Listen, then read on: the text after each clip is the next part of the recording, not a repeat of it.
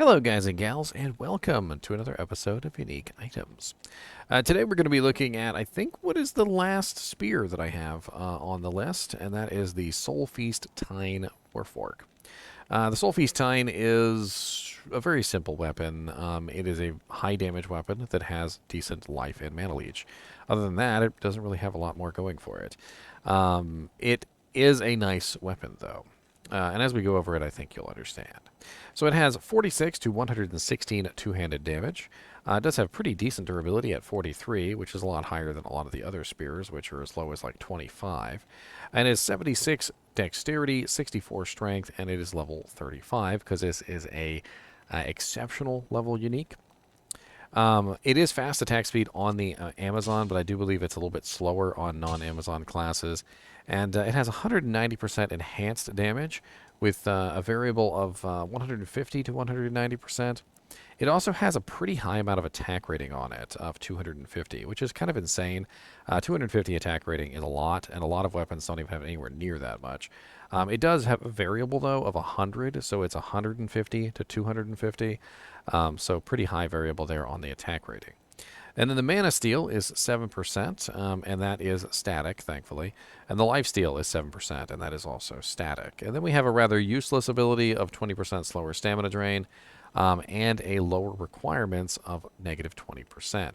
Now, this weapon also comes in the Ethereal version, which is 69 to 174 damage, 66 dex, 54 strength, level 35.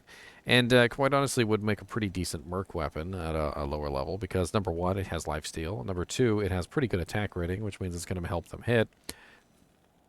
And number three, the damage isn't bad. And number four, it also has the very nice negative requirements on there, which will ensure that they're able to put it on level.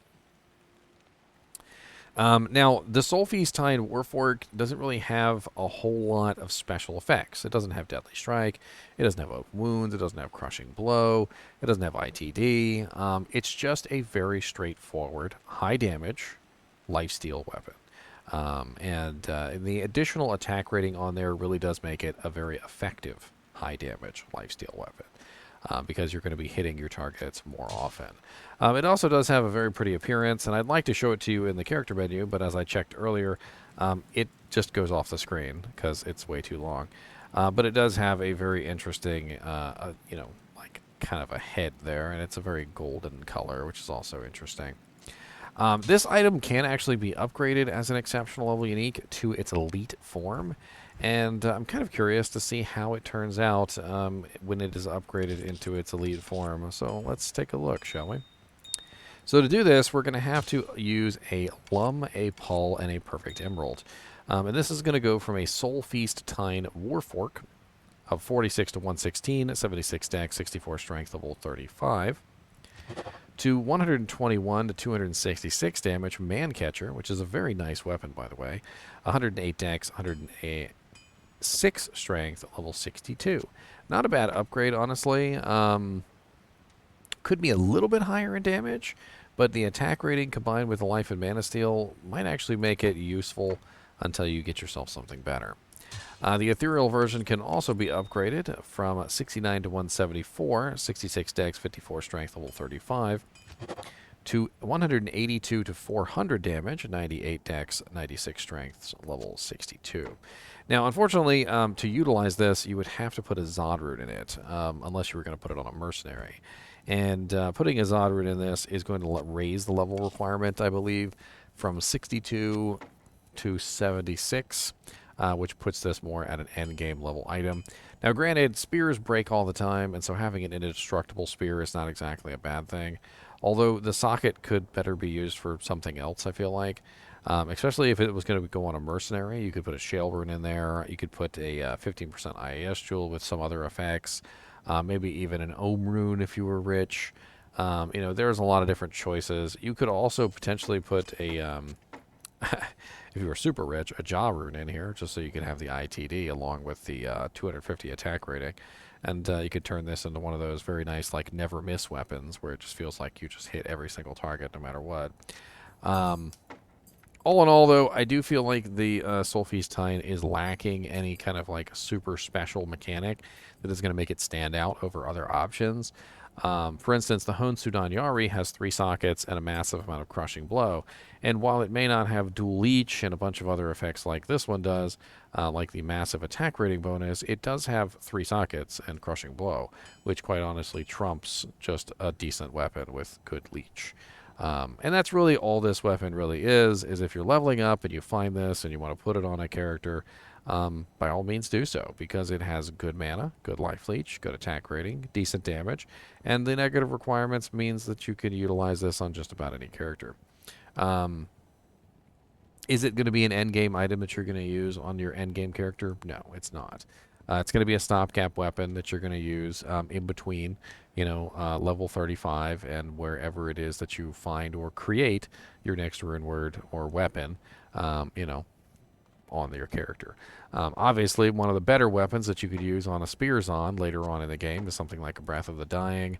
Mercenaries could obviously have a lot better choices than a Soulfeast Tine. In fact, a lot of the times when it comes to Act 2 Mercenaries, people would rather prefer, items that give auras like Infinity or, meditation auras, and then things like that. So it is not a bad weapon. It just has a lot of stiff competition, and a lot of stiff competition very quickly. Let's take a look and see where we could potentially find ourselves a Soulfeast Tine if we wanted to get our hands on one over on Silo's Pen, shall we? So here we are over on Silo's Pen, and we're going to do Bouses first. Bouses. And we're going to do about 100% Magic Find. I feel like that's fair for 35. It looks like Mephisto, 1 in 1035, and Nightmare is our best lowest bet for bosses there.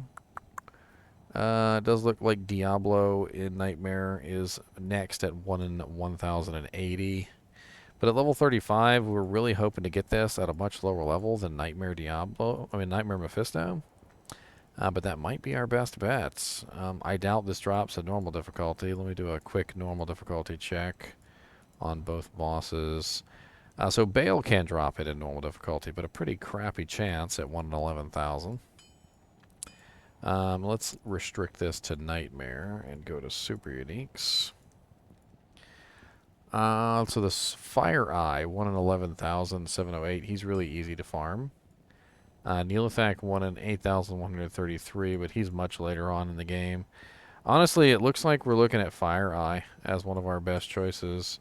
We also have Beetleburst in Nightmare and Stormtree in Nightmare, both of which are lower level, as well as Battlemaid Serena.